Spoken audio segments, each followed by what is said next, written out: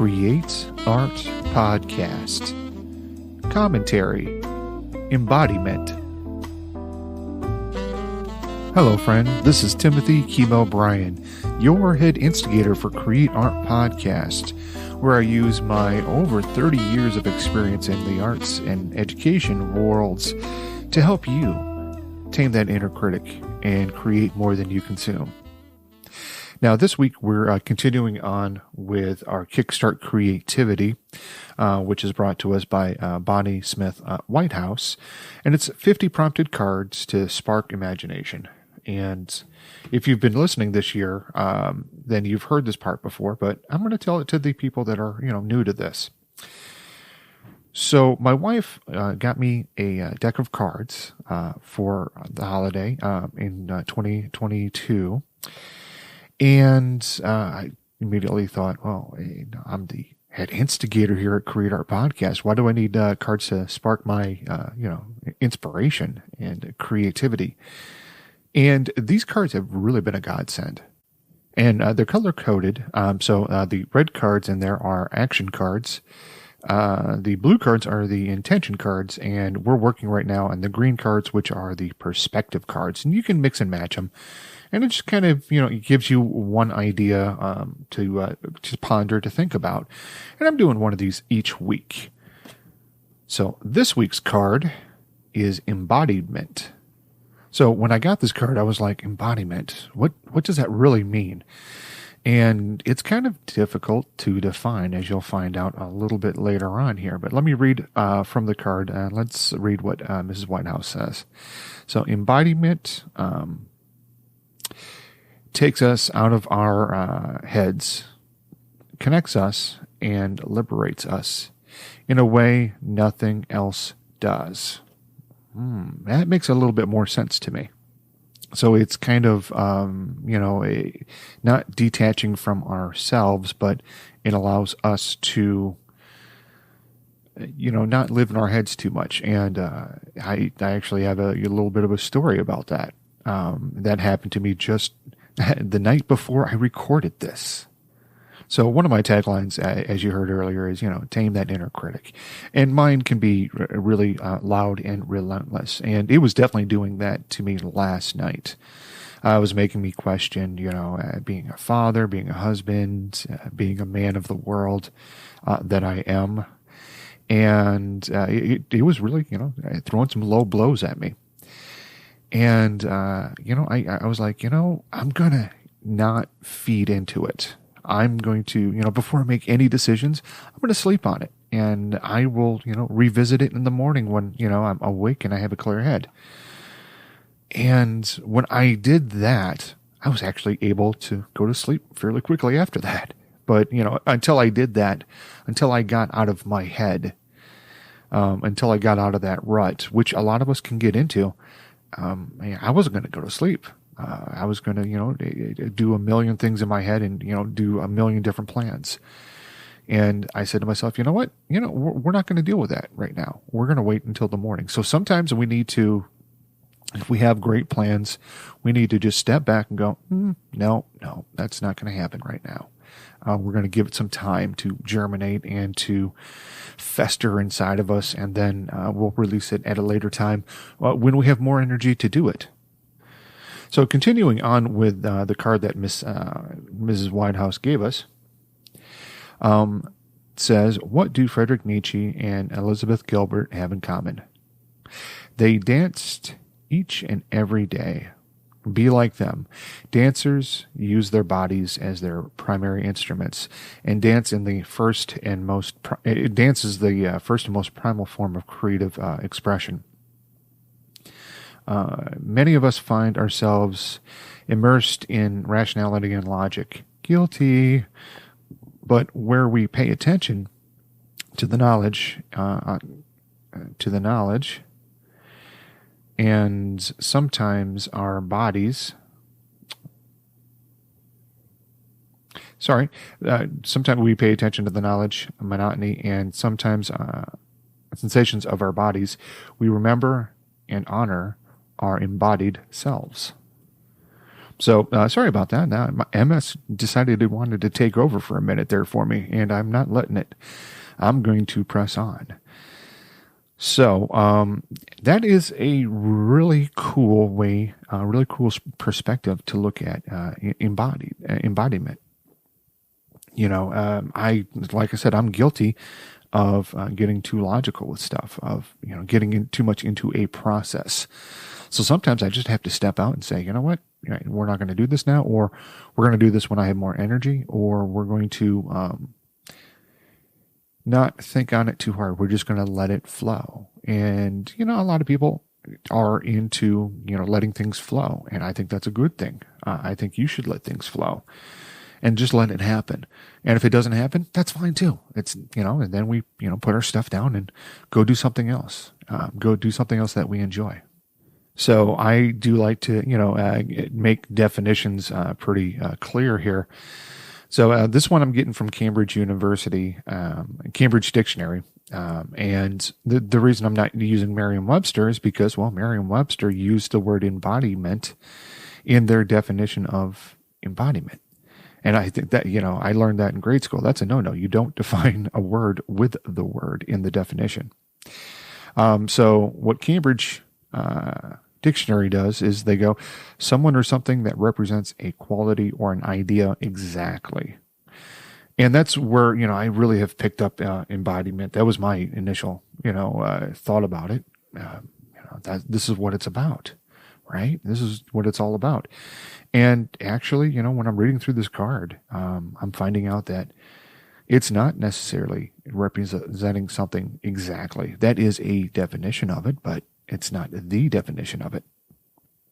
So I think with our art and how we're practicing our art, if we're running into a block, then, we need to pay attention to our bodies. Do we have enough energy to do this piece of art?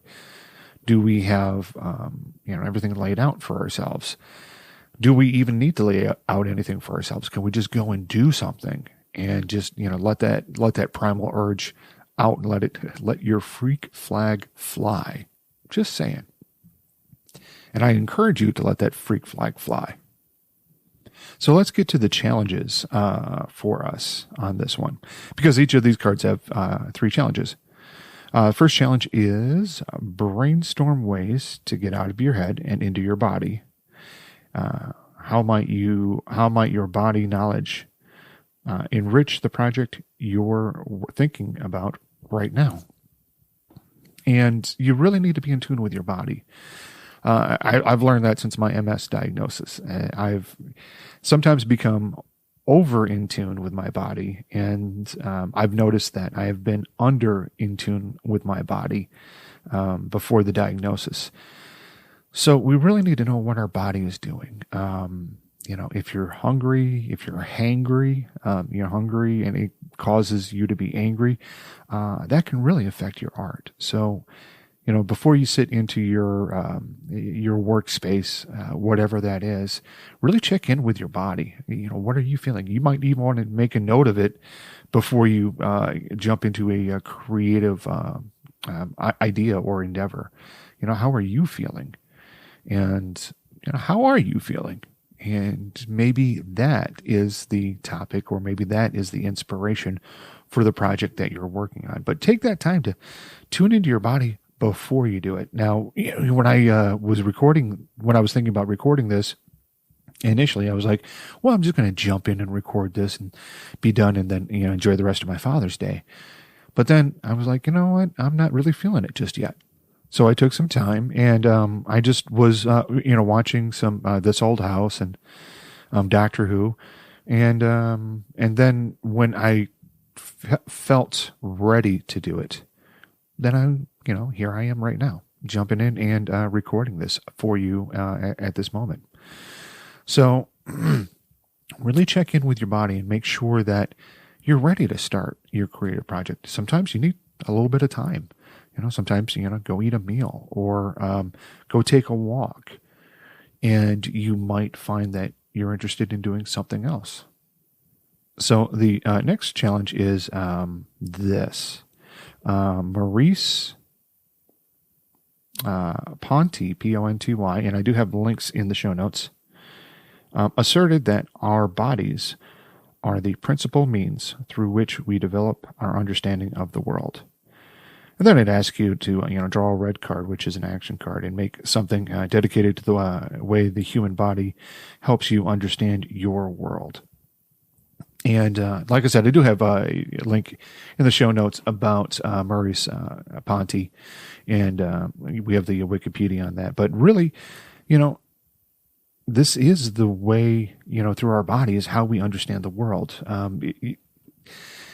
I'm at a bit of a disadvantage or an advantage over some people because, I have kids, and I can see how each of them react to their world through their body. I have one that loves to dance around and wave her arms and all that. And I have another one that likes to observe. So I get to see, kind of the two sides of that, of how we use our bodies to interact with the world.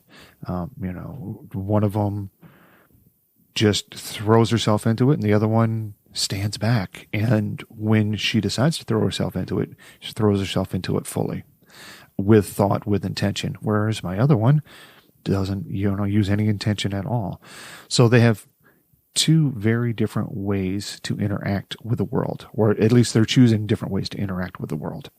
So the last challenge here is read about embodied cognition, the theory that understanding and reasoning actually arise from our bodily interactions with the world. And I do have a link to Wikipedia on that embodiment cognition, and that's something that I hadn't even known about, haven't even really thought about. And I've been through, acting training and all that, where, we get in touch with ourselves. And I remember in college, we did, in our movement class, we did a thing where we checked in with our body, each part of our body, before we would do any work for the day. And that took about 10 or 15 minutes. And we would do that every class. And I think I had that class Monday, Wednesday, Friday. Bill Kincaid was my instructor for that class, and he, brought me into that, and it was fantastic. I was, really in touch with my body. Unfortunately, I didn't follow up and keep on doing it as a daily practice, and I really should have. And I would recommend it to all of you, is to, take that 10 or 15 minutes and check in with every part of your body. It's not being greedy. And that's a thing that I've had, or being selfish. It's not being selfish. It's really getting in tune with your body, with what's going on, because, we interact with the world in so many ways, through our eyes, our nose, our ears, our mouth, our skin, and then with other people, and then just kind of the energies that we emit from ourselves. If you're into, the whole vibration, body kind of stuff like that. I'm not fully, but I'm open to it.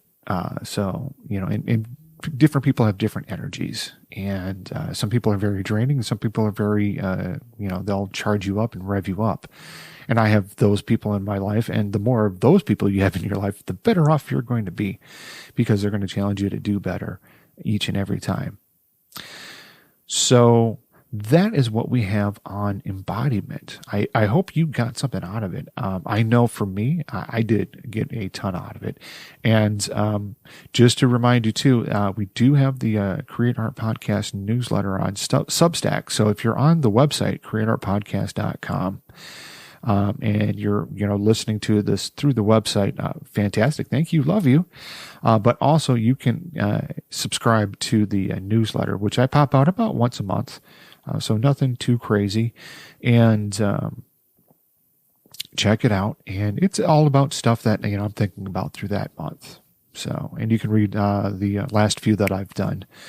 And, we've got a lot of people in there reading it, even commenting on it. So give it a shot for yourself. I'd really appreciate that. Well, that was today's card. I appreciate you, taking a listen to this podcast, and I really appreciate the time that you put into it. And I hope you appreciate the time that I put into it. I do want to ask you a slight favor.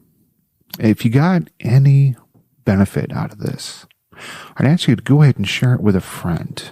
Whatever app you're using, if you're on my website, go ahead and give them the website. If you're, using an app, share it through your app. There's lots of different ways, lots of different apps out there. So I'm not going to go through them all. But yeah, go ahead and share it with a friend. I don't mind. Don't mind at all. The other thing I'd like to ask of you is that if you have something going on in your neck of the woods, or if you have, a piece of art that you're working on that I can help you out with, or if you want to get your work out there to other people, I'd be happy to interview you on this show. You can email me, timothy@createartpodcast.com. And I'd be happy to get back with you and talk about it and see what we can do about that. The last thing I'm going to ask of you, and I know I'm asking a ton, and I apologize for that, but could you go ahead and email me and let me know what would make this a 5-star podcast in your eyes? I'd like to know about that. You can, a lot of the apps out there, you can comment right there on the app and leave your review or all that. And by all means, go ahead and do that. Even if it's not a 5-star, if it's a 4-star, if it's a 1-star, go ahead and do that. But what I would ask you to do, please, is to go ahead and email me. Same email address, timothy@createartpodcast.com. And let me know what's going to make this a 5-star podcast for you. Now I'm going to release you to the rest of your day. I hope this was enjoyable for you. I know it was enjoyable for me. So go out there. Tame that inner critic. Create more than you consume. And go out there and make some art for somebody you love, yourself. I'll talk to you next time.